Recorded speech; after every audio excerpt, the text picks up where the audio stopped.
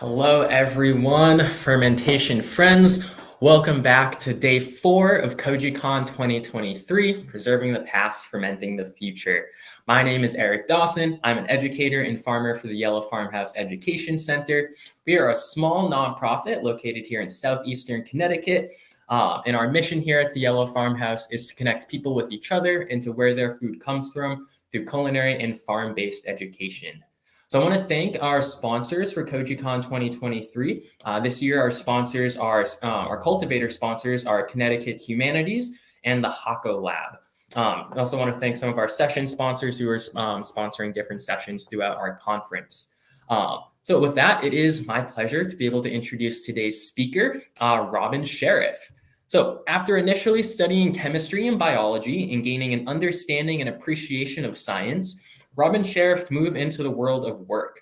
From park ranger to bike mechanic to line cook, bar manager, animal vaccine research, UK training manager for a fudge shop, site manager for a Victorian confectionery plant, brand rep for a whiskey company, and many, many more. Robin has had many careers. Eventually, Robin came to study and get his master's in gastronomy, where he learned systems theory and how it relates to food. So gaining a knowledge of food chains and the complex paths that it takes to bring a meal to the table. Robin wrote his thesis on the philosophy of Japanese whiskey in Kyoto. During this time, he learned about sake and thus koji. In 2020, he launched the Koji Kitchen in Edinburgh, a small koji producer. Robin formed the Fermenters Guild UK at the beginning of 2021. He now offers workshops, talks, and consultation on fermentation techniques, which allows him to not only discuss practical techniques, but the history, importance, and the inherently radical nature of alternative foodways, systems, and food theories. So with that, it is my pleasure to introduce Robin to the stream. Robin, how are you doing today? Hello. Hi, Eric. Thank you. What a wonderful introduction. It's very, very kind. I'm very well. We just spoke in the backstage, just having this exact conversation. It's almost like we're doing it for show now. It's really fun. Yes. So thank you, Eric, for the introduction. Thank you to Yellow Farmhouse. Thank you to Rich for inviting me on here. I'm absolutely honored. I'm getting to speak to some of my absolute legends and heroes who have taught me and kind of made me who I am today, which is amazing. So yeah, I'd like to talk today about two things, which maybe sound a bit unrelated to the whole theme of preserving the past, fermenting the future. But what I'm going to talk about is how to build a miso fermentation system out of buckets, and then I'm going to talk about this enormous 216-page tome that allowed me to make koji in the first place. So when I first got asked to speak here and was given the theme, I did think, okay, so what are we actually doing in order to preserve traditional fermentation methods or fermentation techniques and be allowed to do them in the face of a world that isn't exactly fermentation friendly? We live in a Pasteurian world, you know?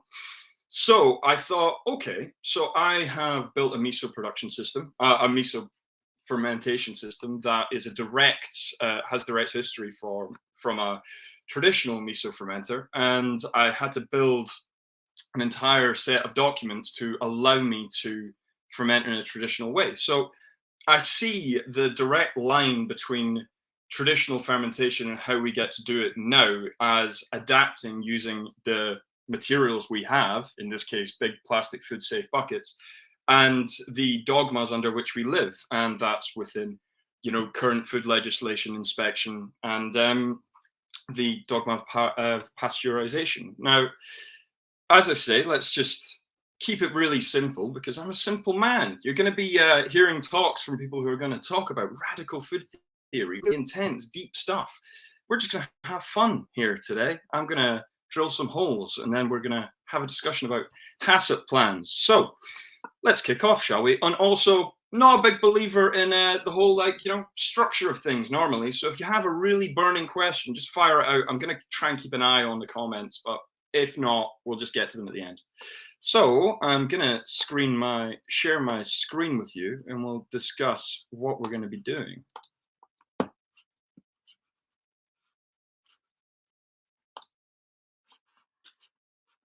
Fab, is that all up, Eric? Yep. Yeah, and then right now I'm just seeing the screen. There we go. Perfect. Right. Okay. So basically, I'm sure many of you have seen this book, especially as I really wanted to tailor this talk towards people who are trying to integrate koji or miso into their either existing restaurants, new restaurants, or build new companies based on this type of fermentation. This will be one of the first books you go for, and it's one of the first books I went for. And so upon leafing through it, I came across this, which is a design for a miso fermenter. Now, as you can see, it's basically a kyoki, or a big vat, wooden vat that's shaped in a torus with a central chimney down the middle, and the miso would be packed around like a big miso donut, and then tamari would be allowed to leach out into that central that central pillar, the chimney, and then collect in the bottom as a vat where it can be collected and run off. And it's a very efficient and effective way of draining the tamari from your miso. So I thought to myself, how can I rebuild this in such a way that it's not made out of wood, it's not a huge barrel, it's not something that's going to give a food inspector an aneurysm. And then I thought, okay, so what sort of materials do pretty much all restaurants have, or anyone with access to Craigslist or Gumtree can get hold of? And it's those big white food safe plastic buckets. I don't know, you'll have seen them. They contain mayonnaise, or they contain yogurt or corn syrup, basically all of the ingredients we don't really want to be eating, but they're, that's where you get them. So then I thought, okay, cool, how can we rebuild this in a really simple fashion? So this was it. And it was essentially 3 buckets, because they stack perfectly on top of each other. You can just use this as essentially a traditional miso fermenter. So in the bottom, you have that tamari well, with a little tap off the side. On top of that, you have another bucket which will slot in where your miso will be, with a mesh panel on the bottom. And then your weight can go on top. And because all of the buckets are the same volume, the weight on top will always have enough space. You'll always have enough space in the top to fill with weight, to the correct amount to weigh down your miso. So that's what we're going to build today. And I'm just going to stop sharing my screen, and we're going to go through to the lab, and we're going to build it. And that's going to be it's going to be really fun. So come with me. Let's go to the lab, which is like the funnest sentence I get to say in my life. This is the lab, by the way.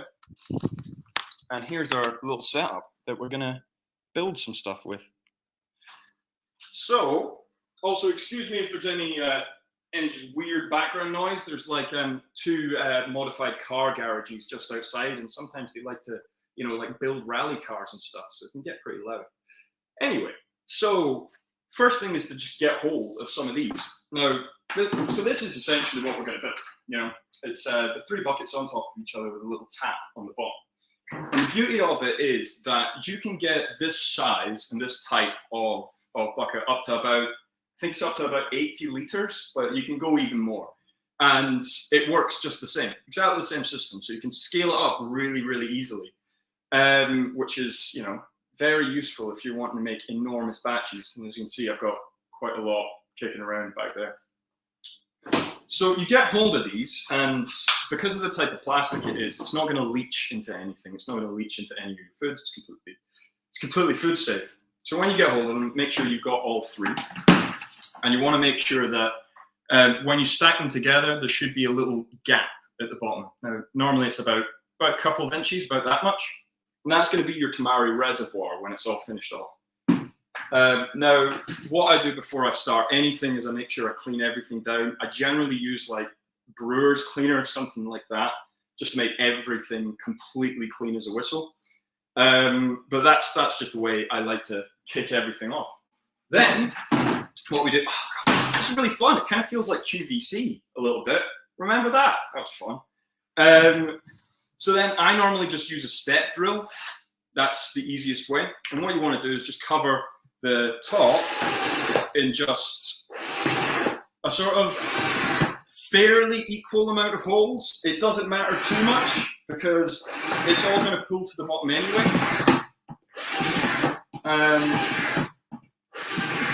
And also, the beauty of this is if you need more, it doesn't take all that long to build another one.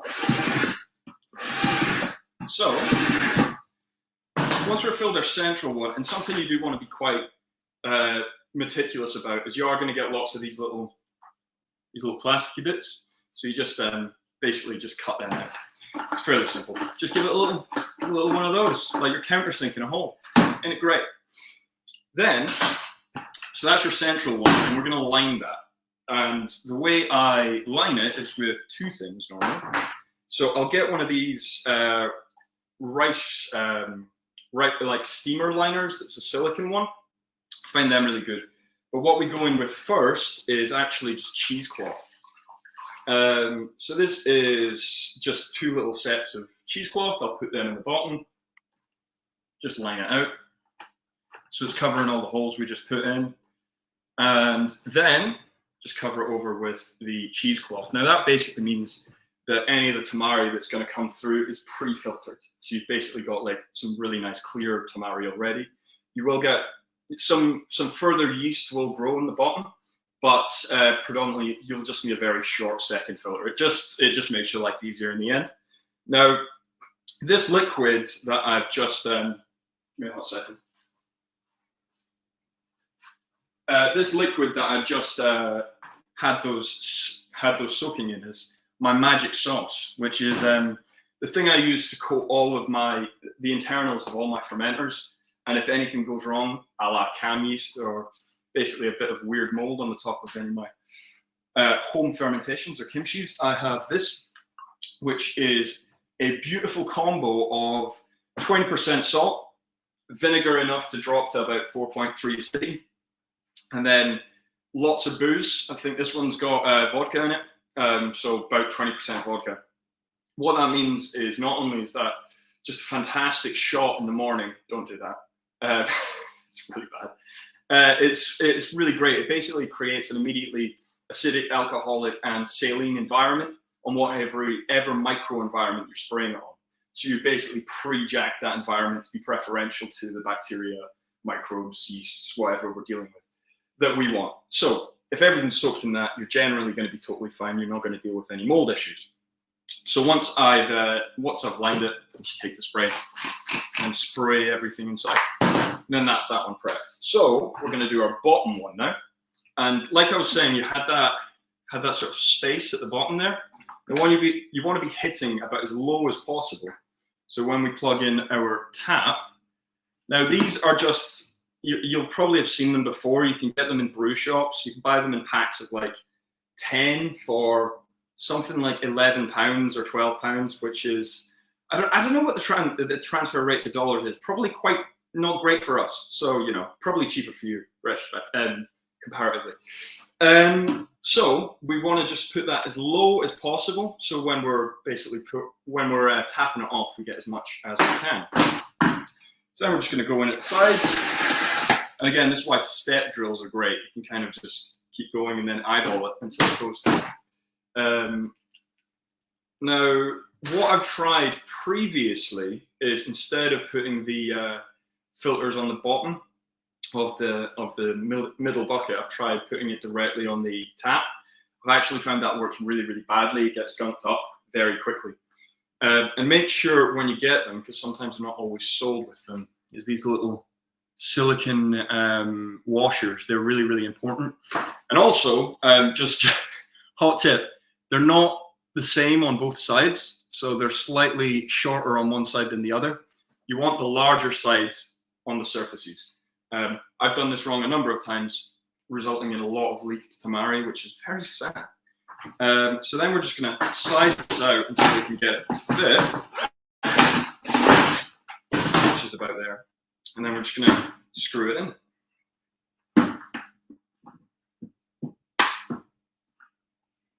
Now you want to get it so that it's just small enough that you can screw it in rather than it just popping in. So you see it's actually just screwing in like that. That's exactly what we're after. And once you've got it in, don't over tighten, but we're about tight enough. We pop the other washer on the other side.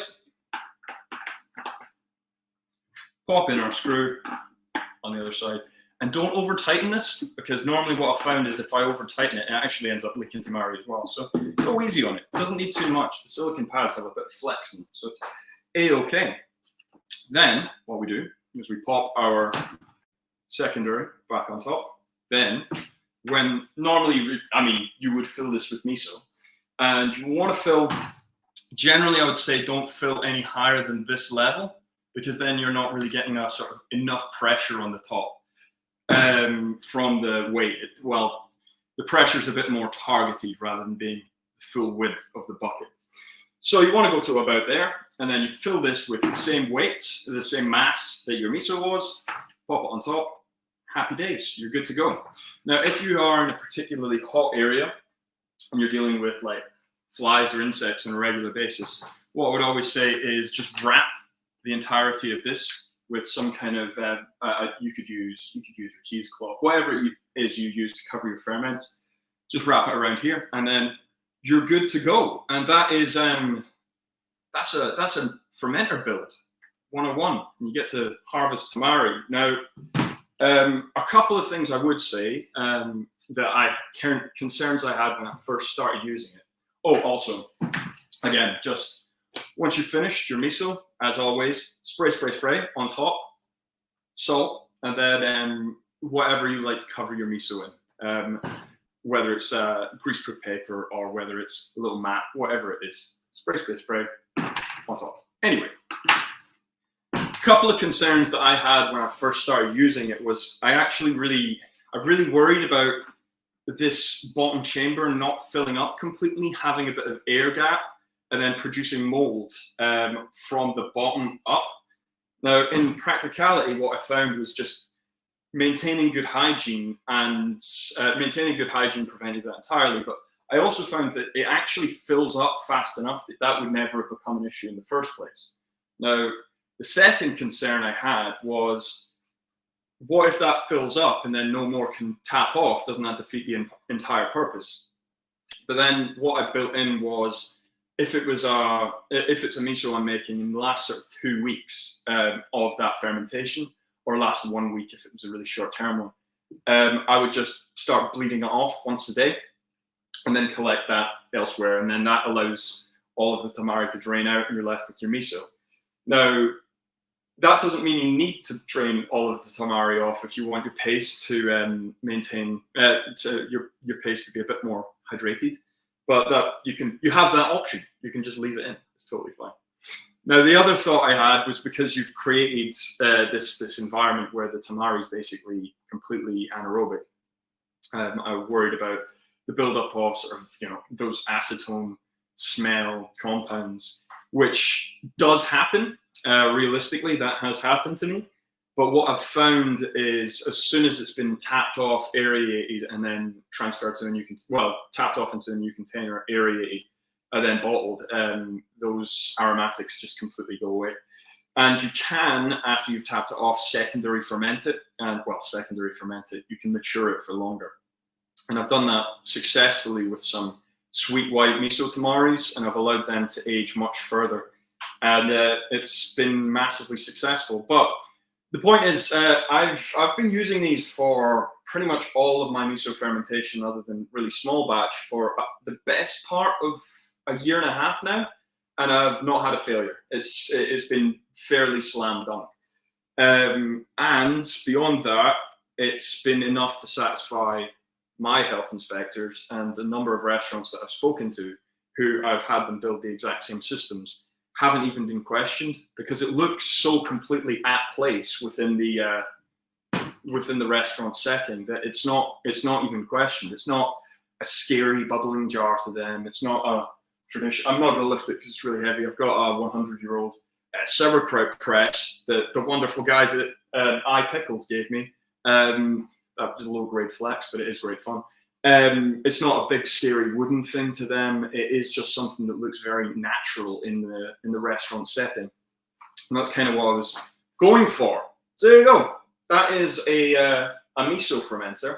But now let's talk about HACCPs, shall we? That'll be fun. Let's go do that.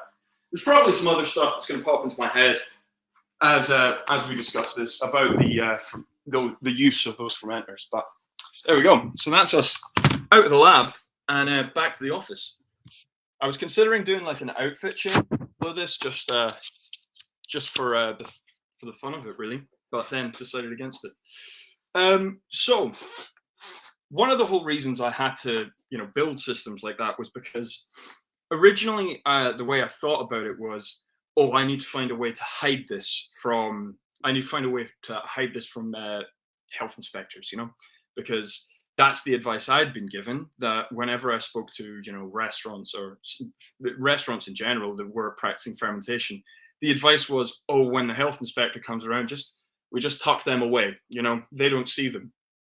And I thought it's not really a sustainable solution. That doesn't help forward the cause, and it doesn't help us broaden the reach of fermentation who's using. So I thought more about how do we present this in such a way that it works with their systems while preserving what we actually want to achieve here.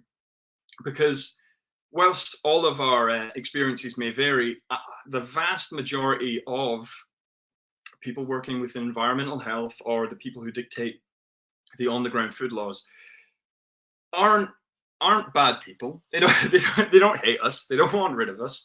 We're just difficult, and we're difficult because it's not something that works and functions within their system. Now, ideally, I want to be able to go, here's a wooden kyoki miso fermenter from Japan. It's 150 years old. We've been using it successfully on a monthly basis. It's never been a problem. I want to be able to tell them that, but I recognize that they've gone through some of them have been in this job for 30, 40 years, and they've gone through that much dogma, and they've been told everything the contrary to that. So I think part of our job is trying to interface with them and educate them through using their language of stuff that looks safe in a restaurant environment to them. And then from there, we can work towards, getting them to use a 150-year-old wooden kyoki. But so that led me on to, let's talk about how do we speak their language? How do we get through to them?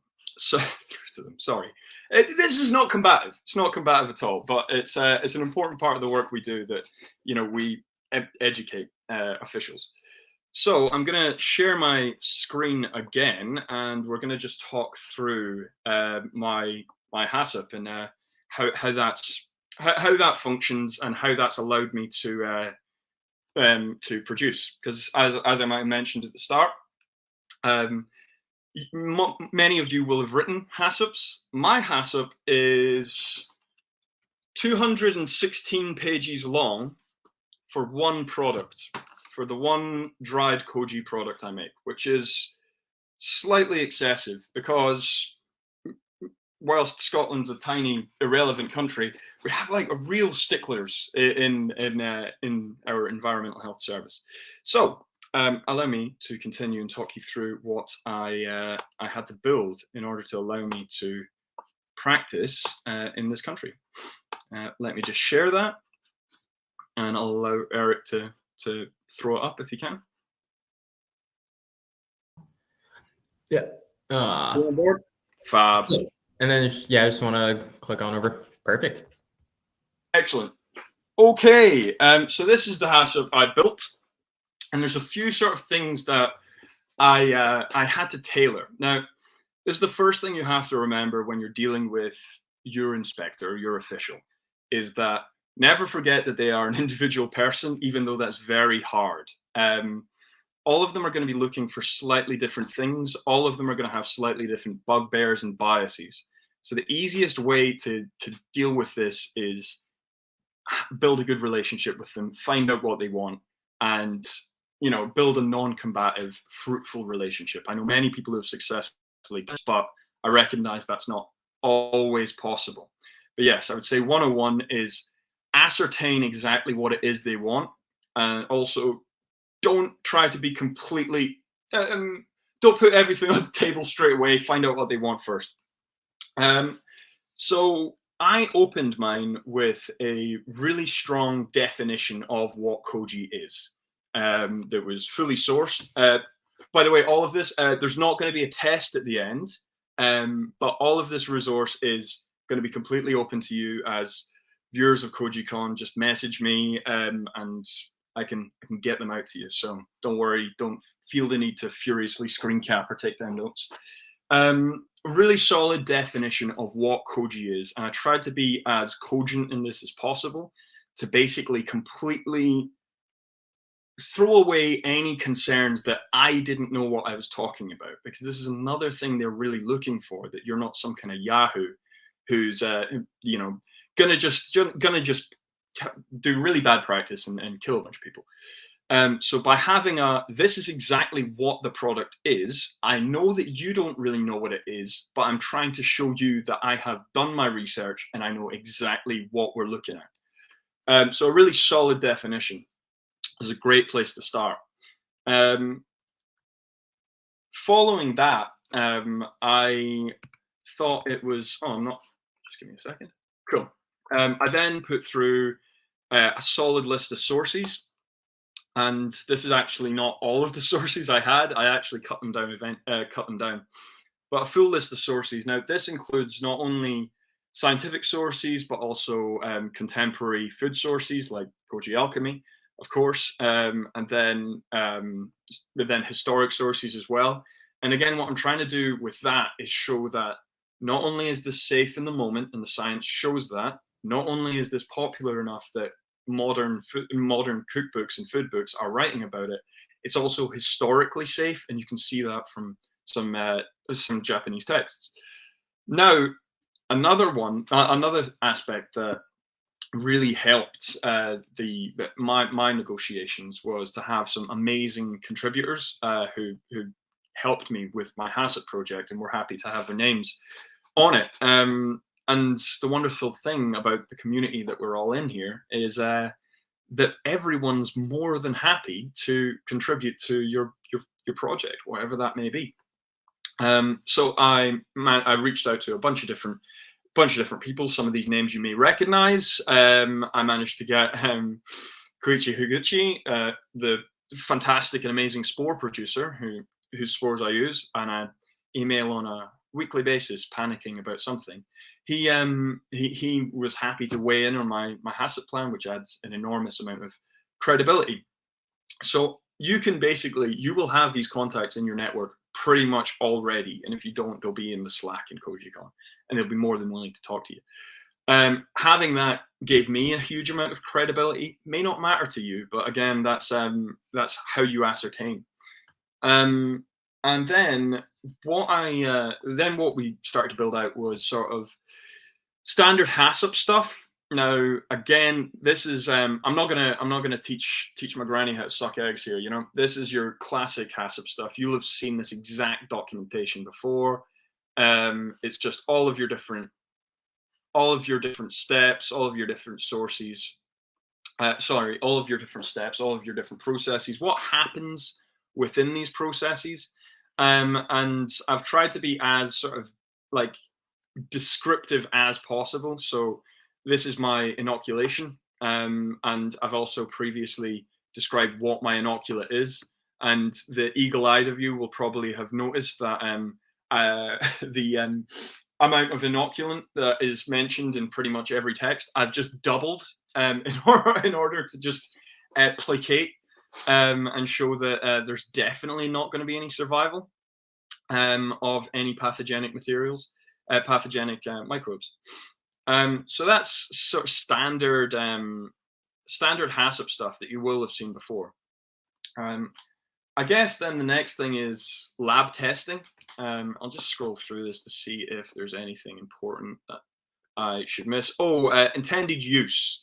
Now this is something that you may run foul of, again, depending on what kind of thing, what you're producing. Now, if you're in a restaurant, intended use is not going to be something that you have to worry about. Now, if you're looking to become a producer of miso or koji, something that you may be investigated on is the idea of intended use. And this is because as a producer, you maintain a level of responsibility for what the consumer does with your product.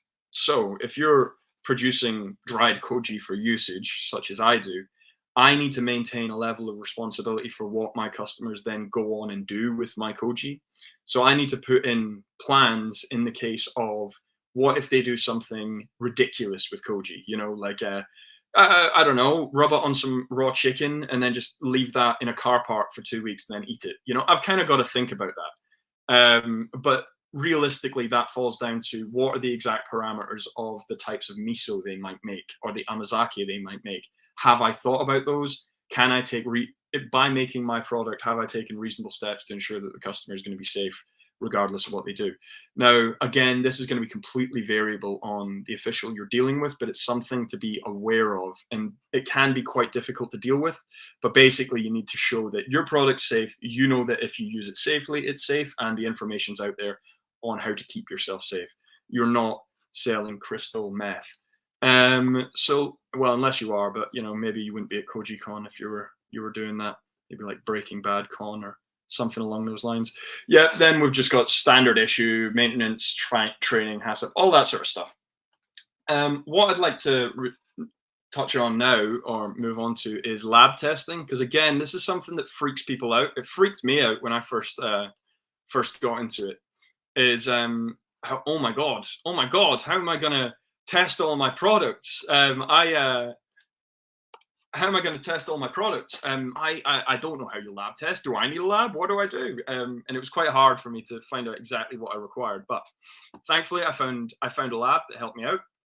Now, the main thing that you're going to be hit with is the fear of Bacillus cereus, of course, because as you all know, because you're people who came, most of you, I imagine, are people who came from food dogma that said if you cook rice and then leave it for 3 hot minutes, it's gonna produce Bacillus cereus. It's gonna produce an aflatoxin. You're gonna die, enterotoxin. You're gonna die. But we all know that's not the case. But trying to explain the idea that you have competitive exclusion and the fact that correct dosage with Koji spores will completely outcompete, and Bacillus cereus never has a chance. Most of the Bacillus cereus spores will be denatured by the dry heat of steaming. And also there's a lot of evidence to suggest that quite a lot of dry rice doesn't even have Bacillus cereus spores in it. Thank you, Dr. Caroline Gilmartin, for passing on that in that fantastic paper, which I will share with you. But what they would really like to see is just hard testing. Now, you will almost definitely have a lab near you that will just carry out kit tests of Bacillus cereus. Now, a kit test is basically a presumptive test for a microbe, and they have a list of these kit tests for all sorts of different ones. I'll just pull up a more comprehensive test to show you. Cool, that's much more comprehensive. So basically, this is the comprehensive list of like kit tests that you can just send a sample in for. Now, with Bacillus cereus as your main one that you're going to be looking for, that costs roughly between sort of like about $5 a test at a large enough testing facility, one that's accredited. It's not an expensive test because they're looking for one type of microbe, but you can get a full suite done. And again, I'm happy to share this sort of standard issue list. The vast majority of these will never be in rice or koji, but it's just good to have a nice little piece of data to suggest that everything is completely clean as a whistle. Now, other things you might want to look for are water activity, pH, all of that kind of stuff, but that's under standard nutritional profiling.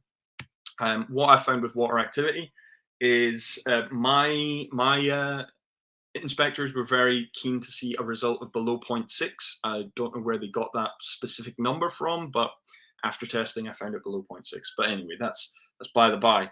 Point is that whilst you can put together all of the amazing research and show all of the knowledge that you have and prove that you have your lab or your restaurant's clean as a whistle, the thing that's really going to hit hardest is just hard data. They like to see this.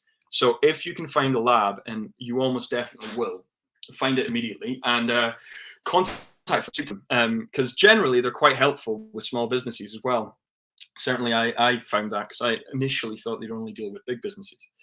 And then what is just useful, and again, I'll be happy, you can see the amount of lab testing I had done here, is just our standard issue templates. Now, you'll have seen this sort of stuff before: monthly records of cleaning. I've got a standard sort of sampling, a sampling schedule, which is for different work surfaces and equipment.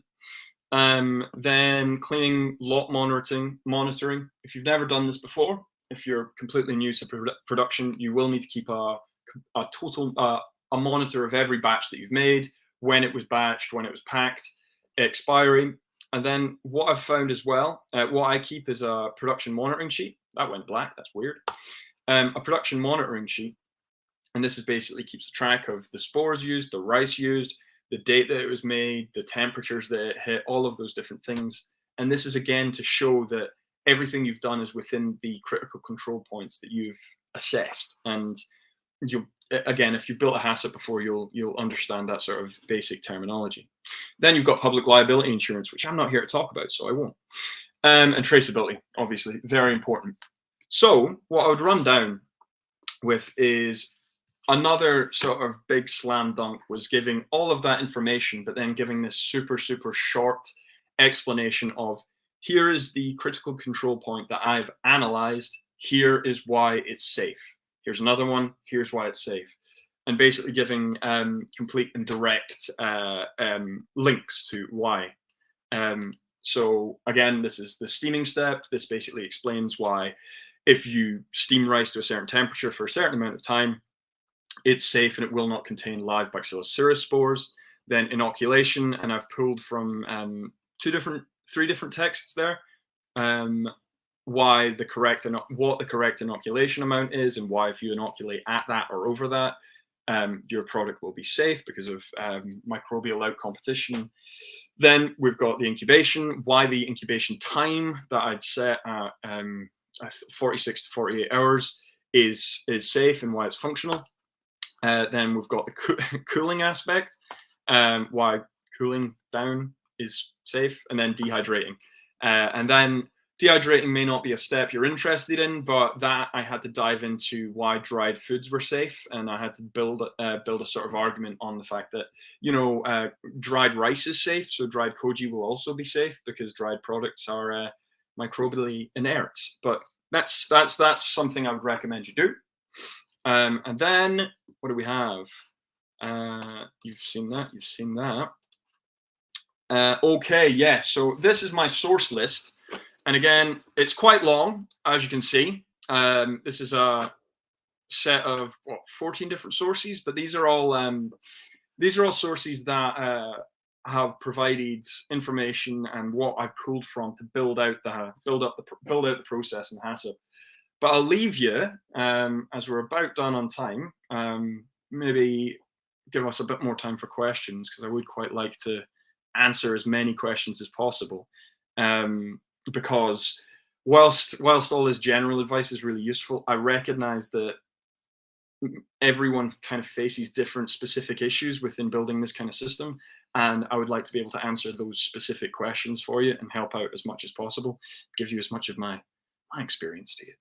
But I'll leave you with two absolute slam dunks. And the first one is a wonderful, wonderful paper written about koji and miso, which is available free. You can pick this up right now.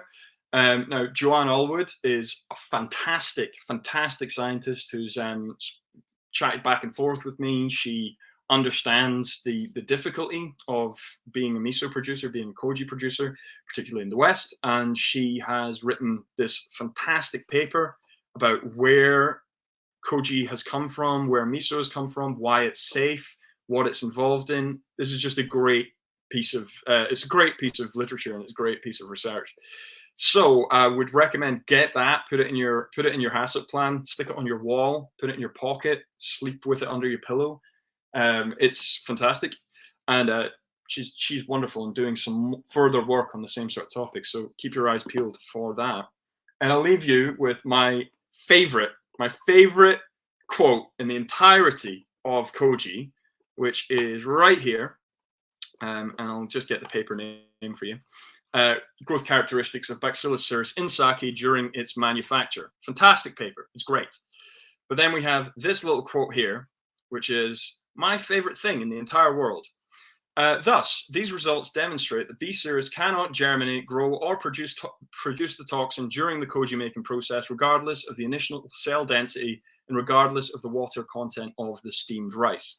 Now, basically, what that says and demonstrates is it doesn't matter how much Bacillus cereus was in the cooked rice to begin with, as long as you inoculate with the correct proportions with koji spores, it can't grow. It cannot grow in a koji environment.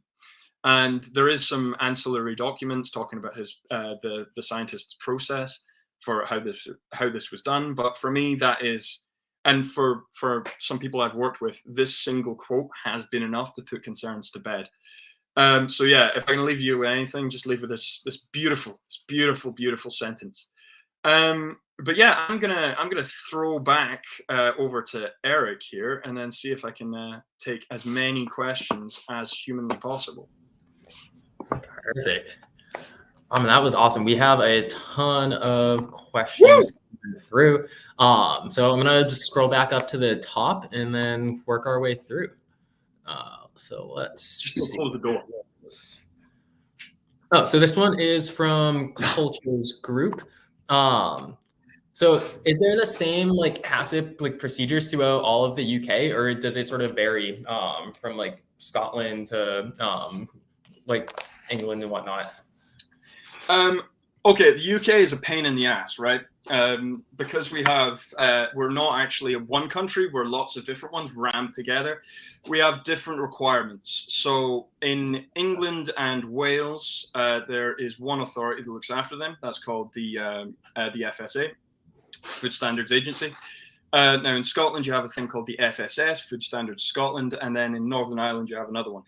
Now, Northern Ireland and England are fairly similar in what they request. Scotland is different. Now, the predominant difference is that in the rest of the UK, in England, Wales, and Northern Ireland, the HACCP production and the food inspection, the environmental health aspect of it, is completely separate from trading standards. Now, trading standards is how you present your brand, how you label your brand, all of that kind of stuff. So that means that as long as you produce your HACCP and your kitchen's clean, that's all they care about.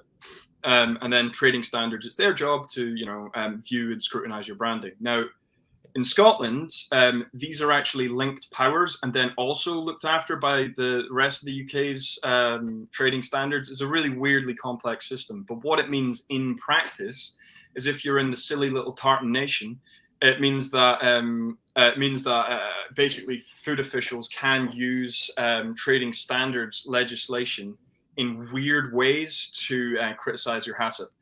Now, as far as sort of templates are concerned and just how the vague structure of your HACCP looks, it's pretty much, as far as I've seen from the States to Canada to the UK, pretty much everywhere, the HACCP's pretty standardized in the shape of it and how it's formed. But yeah, weird nuance, I would say. Okay, cool, good to know.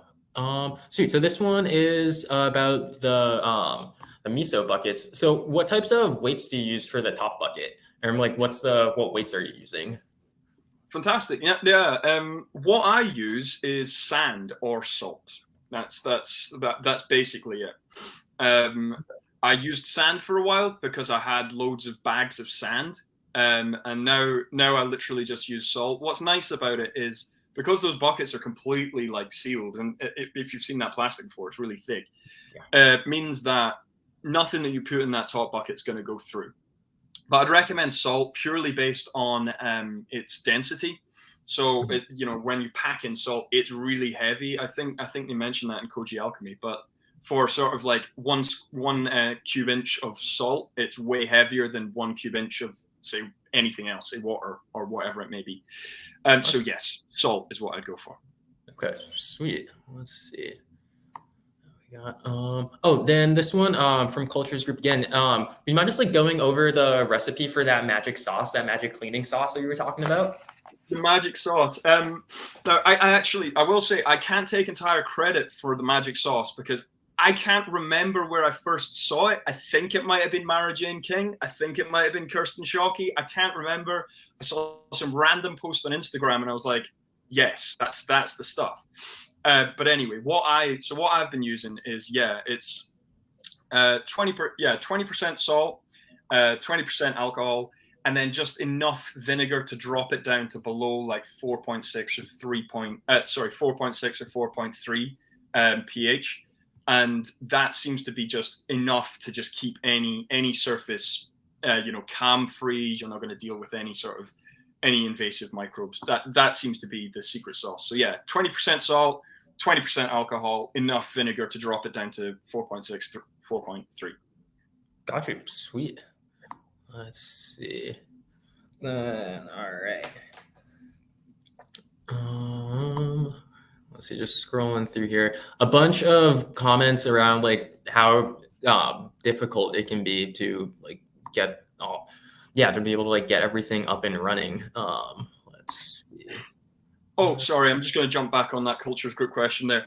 When I say 20% alcohol, I don't mean you need to check the exact ABV of your liquid. That doesn't matter. What I'm saying is 20% of the liquid, make it up with like vodka or gin or something, some neutral spirit. That's what I'm saying. So your actual percentage will be what, like 1/5 of 40%, which will be. No, I'm not going to work that out now. It's just, whatever it is, 20% of the mass of whatever you're making up. Throw in some vodka. Perfect. All right.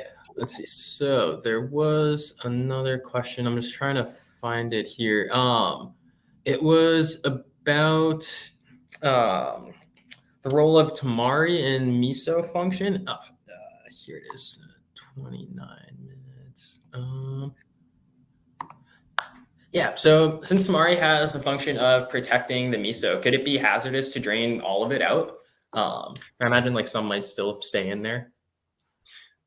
Yes, I mean, absolutely. You're completely right there. That if you allow a miso to completely dry out, you can start to get sort of molds to appear. That can happen. Now, what I would say is when I sort of talked about this schedule that I bleed out the tamari, I generally would only do it in the last week or 2 weeks, which wouldn't give long enough for you to dry it out completely. And what I've also noticed is in misos that I've made that don't actually that have in misos in general, they have enough hydration that's stored within the grains and within the beans that isn't released as tamari, that it keeps it damp enough and a high enough water content and high enough salt content in that sort of system that I've never had problems with it. But what I would say is, yes, keeping as much sort of like protective microbial environment in there as long as possible, it would be ideal. I wouldn't say start drain it off straight away. Also, if you were to drain it off straight away, the tamari wouldn't be tasting particularly good anyway. So that would be my thoughts on that. I don't have hard data because I've not done a test where I've just drained it off straight away and just kept draining it. But I can't imagine that'd be good. So I would say keep to the schedule of start draining just right at the end of the ferment. Got you. All right, good to know. And then let's see, we got this question right over here. Do you have any recommendations on literature that dives deep into shio-koji? Yes, yes, I do. I've got one that talks about safety protections for shio-koji somewhere, but I haven't read it for a while. Leave that one with me, and I'll look that one up. Do you have any recommendations that deep dive? Okay, so when you say deep dive, the thing I've found is one paper that discusses the safety of shio-koji, and I believe it's a Canadian paper, but I can't quite remember. I've never seen one that deep dives into it in the sense of like talking about, protease content, amylase content, even like a specific definition of what range of salt contents you can use. I've actually never found this. I imagine it almost certainly will be out there, but it's not one I've found really specific advice on, which is kind of sad. I think Shio kind of gets kicks to the side. You know, Miso's like the big cool guy, and Shio Koji's just there like, hey man, I make eggs taste really good.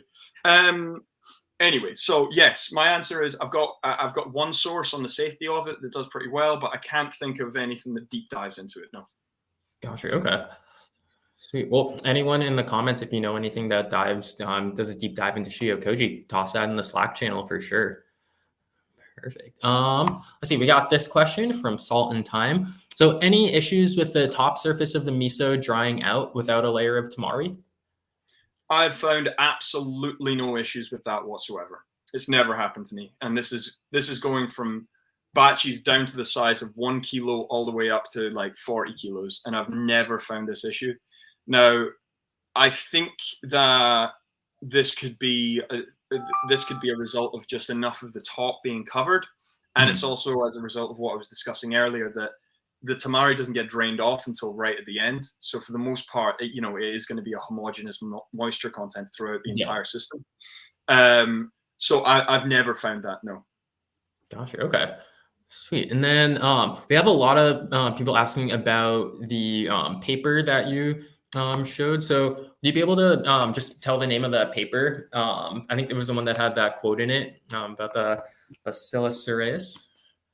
Yep. I'll get that for you immediately.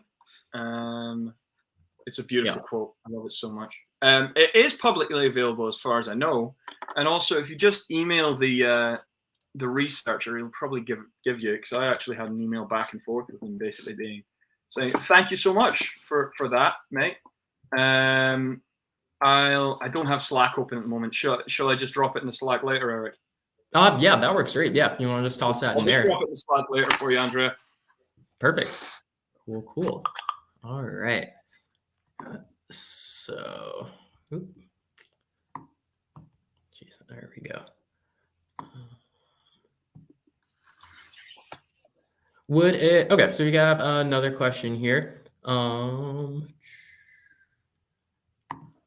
you think it would be possible to share your HACCP template, just have as a base for people, if anyone's looking for that?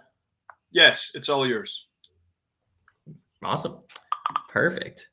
Let's see. Yeah, we have a bunch of things coming through. And then Cultures Group says there's a bunch of Japanese fishing industry has a few good papers on this subject matter. So that can be something for people to look into as well. This is a good question. What type of dehydrator do you use? Oh, I'm so glad you asked. I use a Buffalo C650, and then I use, which is like the 11 tray one, the big guy, and then I use the slightly smaller 6 tray one. I've had no problems with Buffaloes. I will. I'm not a brand rep, not sponsored, but I bloody would be. If anyone's working for Buffalo in the chat and you need a brand rep, I'll do it. So yes, I'm a big believer, because they've been on basically dehydrating Koji for the past 8 months, and I've had no problems. I'm a big fan. My dehydration process, I actually changed recently. I used to do it room temp for 3 days, and I've increased the temp to 35 for 2 days, because I actually found it's lower in energy usage, and it's completely stopped any potential issues of Koji continuing to grow within the dehydrator. So there you go. That's a little bonus on top of the By Buffalo. They make amazing dehydrators. I don't know if is that a brand in the States as well? I would assume so. I do not know too much about dehydrator brands, but that's something I can look into. It's such a weird thing to be passionate about, but my God, I love my dehydrators. Let's see. Okay, so we got another one over here. This is about shoyu and soy sauce. Can you reinforce shoyu or soy sauce with alcohol to increase its shelf life? Is that absolutely you've done? You can, and you'll see this all the time. There's a number of ways you can achieve this. I think the most honest way to do it is to just add alcohol or grain alcohol, whichever alcohol it is, directly to it, and state that on the label. because it will stabilize it, and I don't think it affects flavor too much, although it does render it microbially inert, and you have to be aware and honest about that. Now, you can also pasteurize. That will render it shelf stable, or you can be a completely sneaky bastard and you can add in alcohol, which kills off everything, and then heat it below pasteurization temp, which removes the alcohol, and you can claim it's unpasteurized. But please don't do that. I find that's horrifically dishonest. But that's 3 ways you can sort of increase the shelf life. And alcohol, yes, it can reinforce it. But if you're going to do it, I would say just be honest about it. You know. Gotcha. Good to know. Honesty is the best policy. So this one is about the intended use. So do you provide intended usage of your dried koji in your HACCP? Yes. This is something that there's a bit of intended use in the HACCP, but this has actually predominantly been in back and forth with my with the body I have to deal with. Now, the predominant concern they had was because I provided a miso recipe on my koji packaging, and because in Scotland particularly, your HACCP, your food standards is linked to trading standards, they could utilize a criticism of my packaging to criticize the safety of my environment. Very difficult, but part of packaging is intended use. Now, intended use, you should include something in your HACCP, and that's mainly, that you have provided a product that you know is safe. If it's used as intended, it will be safe. There's a piece of European legislation that describes exactly how this works, and it's basically saying that in absence of instruction, your product should be clear enough. In absence of any other instruction, your product should be clear enough to be able to be used safely. Something as vague as that. So you can't control your customer. What you can control is your packaging. And now that means that when you, let me grab it. So I've got like my little recipe on the back here. And basically I've written it in such a way that you can't go wrong with it. And then I've basically emboldened that claim by I've done a thing called Operation Fuck Up, where I followed that recipe as incorrectly as I could in every different way, going from getting the salt off by a percentage, or not mashing the beans, or keeping it at a radically wrong temperature, or not putting a lid on, or not including a salt cap, basically doing everything I didn't say, and then sending it for lab testing and showing that even if you get it wrong, it still produces a safe product. And that kind of put me in a position where I was able to say that I've provided all of the information that can make a safe product with my product, and I've shown that even if you do that radically wrong, I've taken that into account and I've tested for it.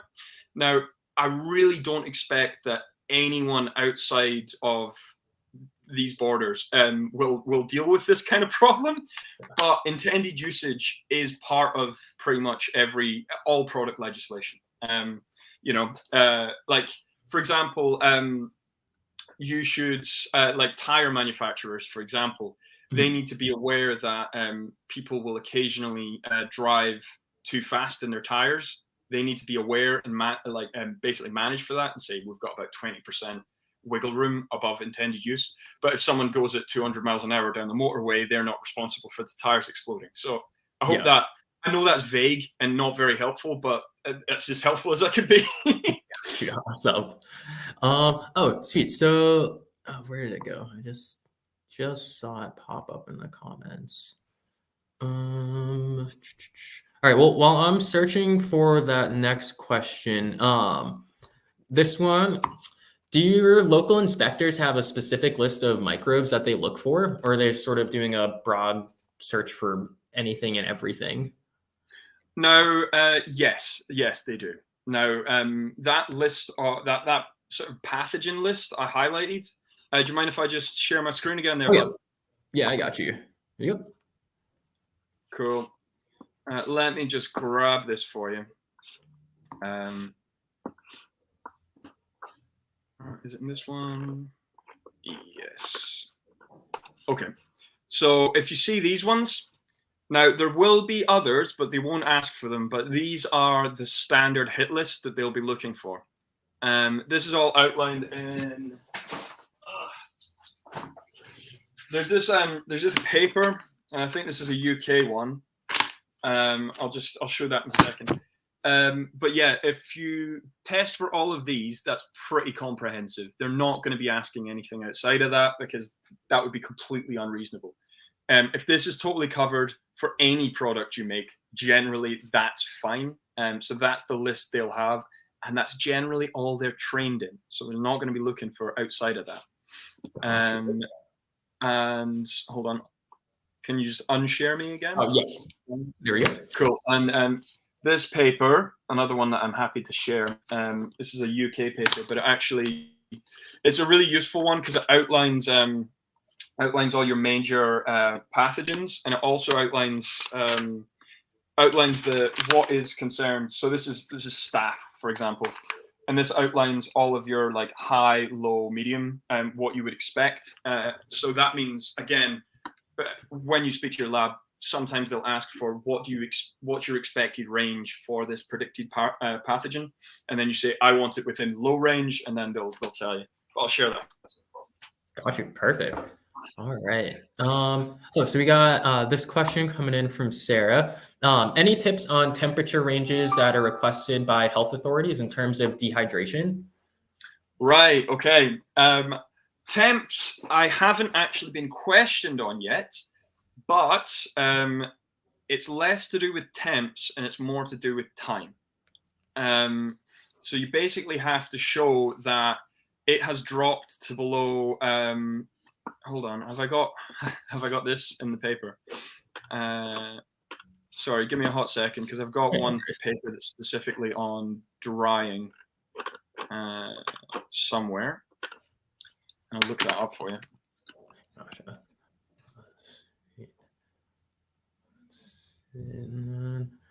Yeah, whenever you got that on the screen share, I'll be able to pull that up. Yep.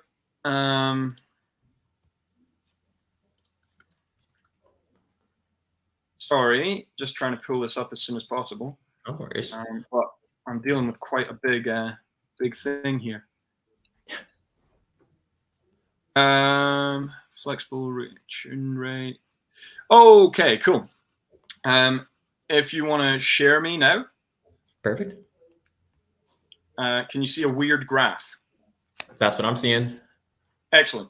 Okay, so this is in a paper that discusses the idea of like the safety of traditionally dried foods. So what you can do is you can point towards this, and as I say, if you're hitting below sort of 0.6, you can see that there's going to be no growth of molds, yeast, or bacteria. Below 0.6, you're pretty much microbially frozen. Nothing's going to happen. Now, the concern they might throw out is that if it takes too long for you to go from a higher moisture content to a higher water activity to a lower water activity, that might give pathogens a chance to grow. So then what you have to do is, again, lean on testing. So you say, I've tested before my drying process, it's safe. I've tested after, in my case, my 2-day or 3-day testing, and there's nothing. That confirms that my drying process over X hours at X temperature is safe. Now, a quick way you can check this, and I can't remember where my comparative graph is, but you can get a thing called a grain meter. It's basically, sorry, if you just unshare, I'm back in the room. Gotcha. Yeah. You can get a thing called a grain meter, and basically it's like a big 2-prong thing. It looks like a big fork. But you can shove that within like any sort of substrate, and it'll punt out a percentage, and that's your moisture percentage. But you can, there's a graph that relates water activity to moisture percentage, so that's a quick way you can test and know that it's safe. Excuse me, rather than having to send it to the lab for water activity testing. Gotcha. So basically, whatever your dehydration process is, you need to be able to show that during that dehydration process, however long it takes and whatever the final moisture content is, it's safe, is basically what you need to go with. But I've never had someone question me on specific temperatures. Okay. Awesome. Good to know. And that also sort of answers a continuation of that question. Do you have a way to measure water activity in your lab? We shall see.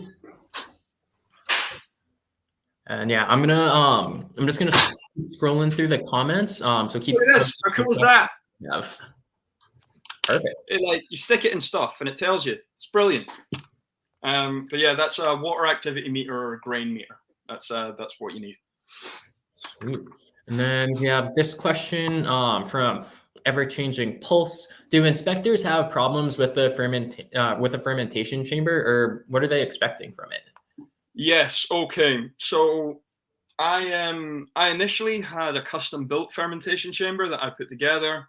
It was beautiful. It was my baby. It was perfect. It worked really, really well. It convected air. But because it was custom made, they hated it. They had a huge problem with it. They would not believe it was safe in any capacity. So what I did to get around this problem is I just had to buy a commercial bread proofer.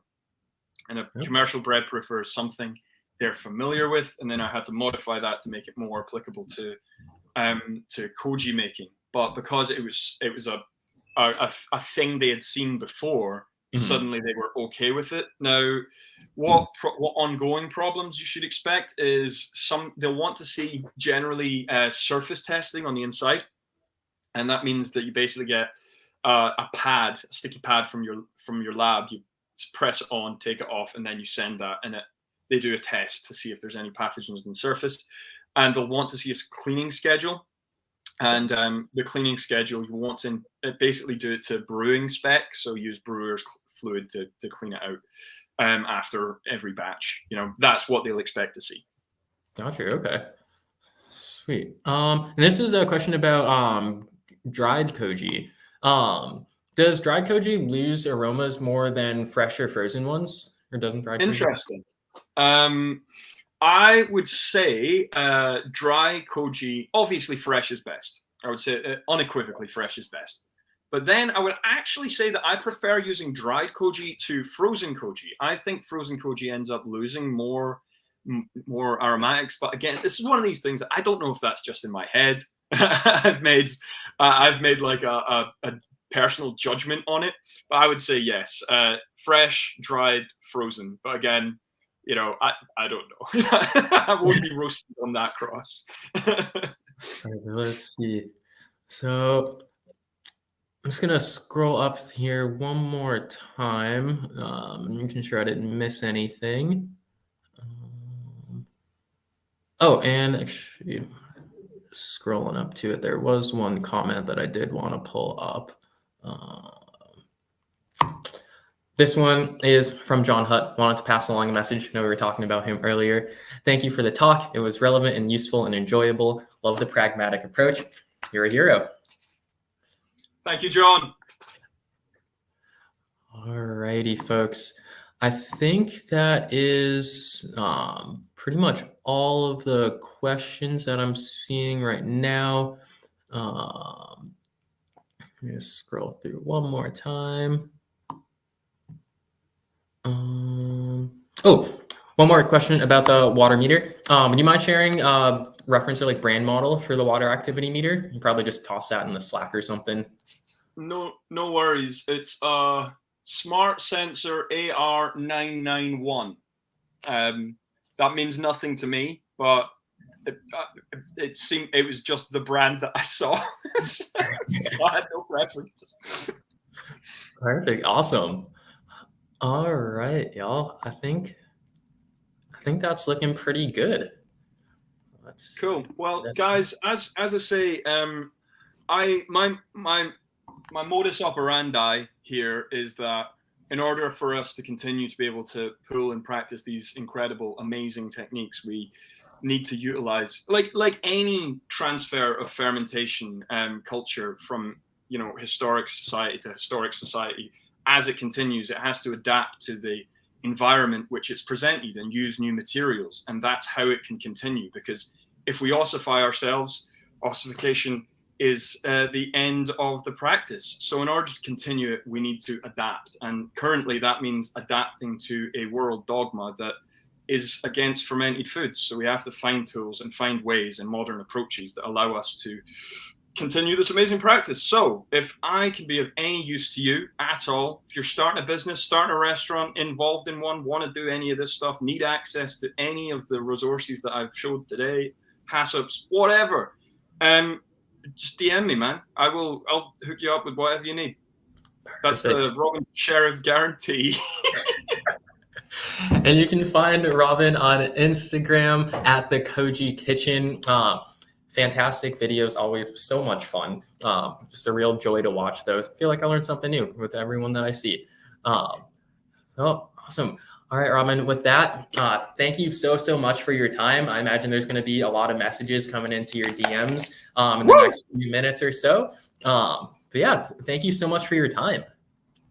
Thank you all, and thank you for having me here. It's, as I said, been an absolute honor. I'm getting to speak next to my heroes, my mentors, and it's a dream. It's a dream, Eric. It's been a grand old time, hasn't it? Perfect. It's been great. It's been fantastic. All right, Robin, thank you so much, and we'll see you soon. All righty, folks. So that wraps up our first presentation of day 4 of KojiCon 2023, Preserving the Past, Fermenting the Future. So we have another presentation today at 3 p.m. With Irene Yu of You Eating. So definitely want to check that one out, learning all about Korean ferments beyond the mother jungs. So definitely make sure to check that out later this afternoon. And on that note, I would just like to say, if you haven't already, you can follow KojiCon on Instagram at koji.con. You can follow the Yellow Farmhouse on Instagram at YellowFarmCT. And if you want to learn more about what the Yellow Farmhouse does, you can check out our website over here. But with that, I will end our session for right now, and I will see y'all in a couple hours or so. Hope everyone enjoys the rest of their day, and see y'all soon.